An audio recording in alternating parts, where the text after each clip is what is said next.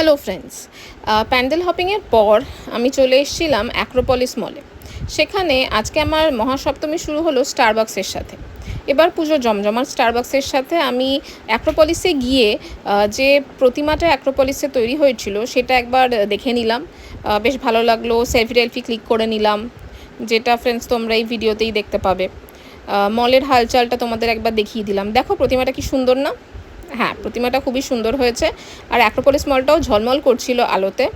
তারপরে একটা selfie click করে নিলাম, আর তারপরে রওনা দিলাম স্টারবাক্সের উদ্দেশ্যে।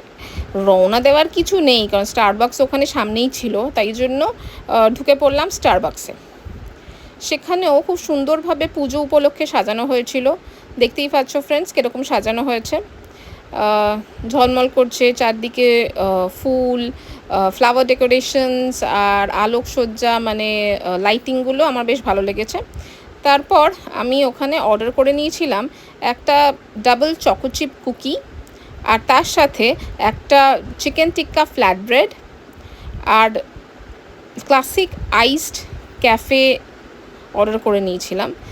মনে হয় আমি নামটা ভুল বললাম। নামটা ছিল ক্লাসিক আইসড কফি, যেটা বেশ বাটারস্কচ ফ্লেভারের ছিল, বাটারস্কচ অ্যান্ড ভ্যানিলা ফ্লেভারের ছিল। বেশ ভালো লেগেছিলো।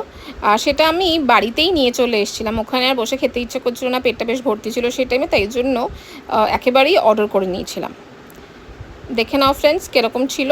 তারপরে এটা আমার ডিনার হয়ে গেছে। আর তার পাশাপাশি আর অ্যাজ ইউজুয়াল আমার নাম লেখা একটা স্টারবাক্সের কাপও পেয়ে গেলাম। Thank you friends.